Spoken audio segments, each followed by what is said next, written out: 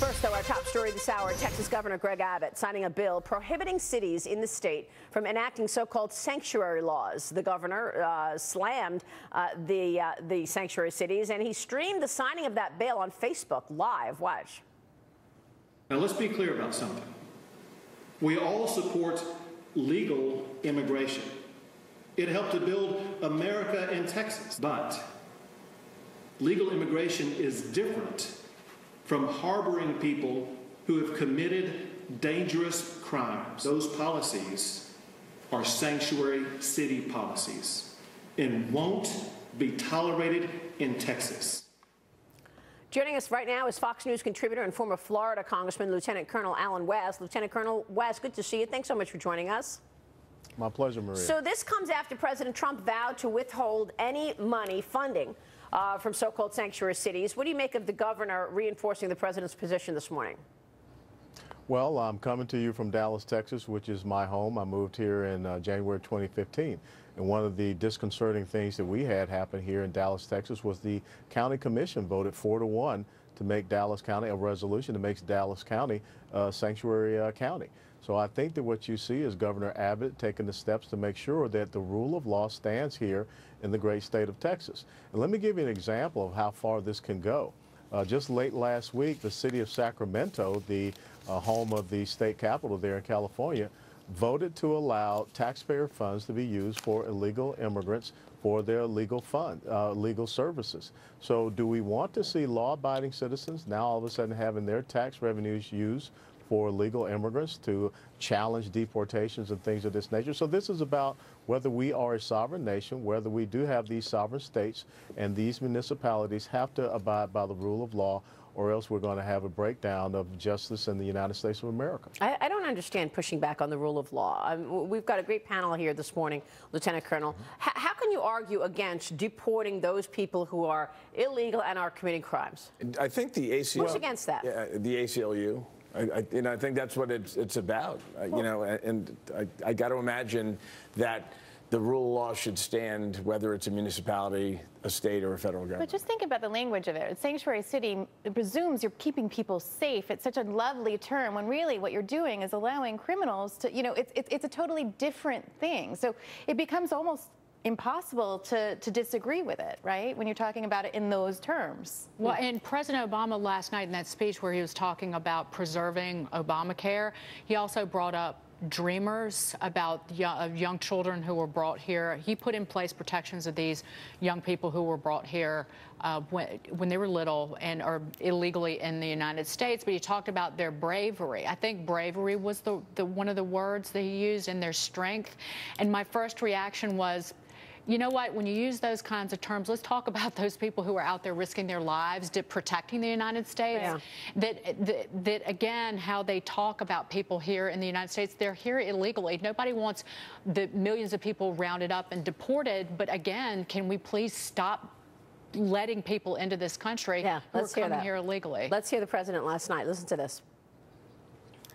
I think of dreamers who suppress their fears to keep working and striving in the only country they've ever called home.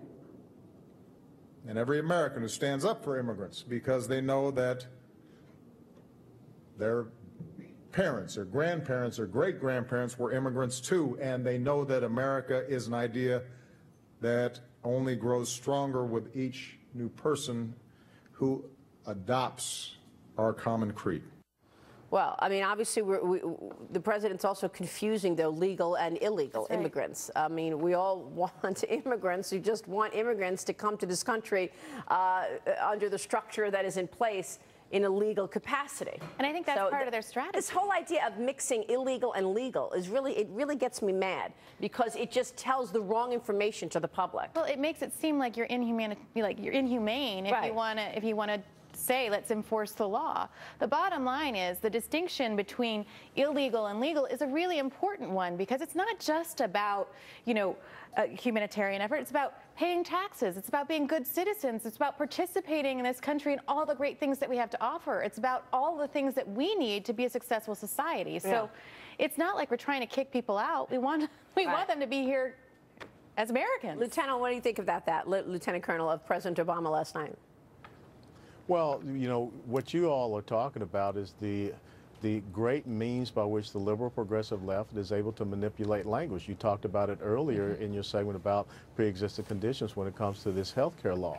And so I have two daughters. My two daughters are dreamers as well. And I think all of our children are dreamers.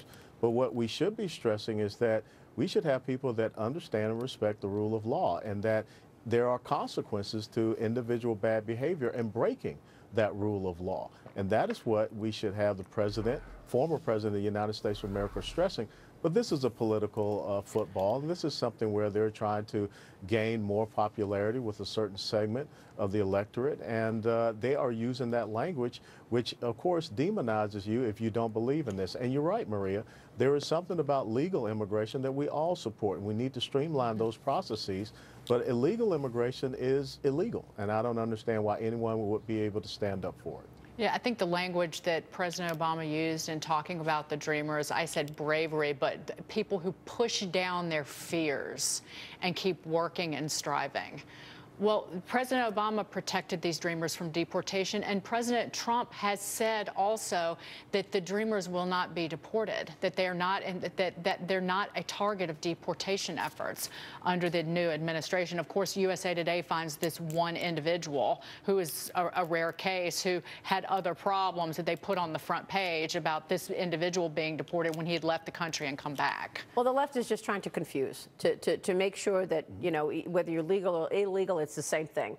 Even when it comes to national security, the head of ISIS in Afghanistan was reportedly killed in a raid by U.S. and Afghan forces last month, according to the military. This coming as the Islamic State is allegedly urging extremists to buy weapons from gun shows in the United States. That's according to the Washington Post. Lieutenant, what do you think about that? How easy would it be for an extremist to purchase a weapon from a gun show?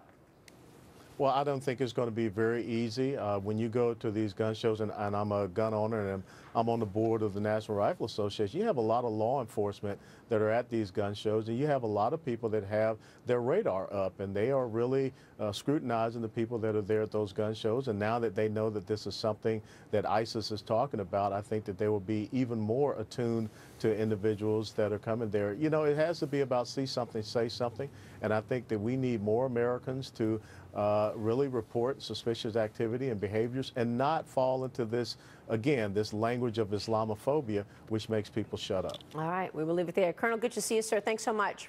My pleasure. Lieutenant Colonel Alan West joining us. Coming up, hold the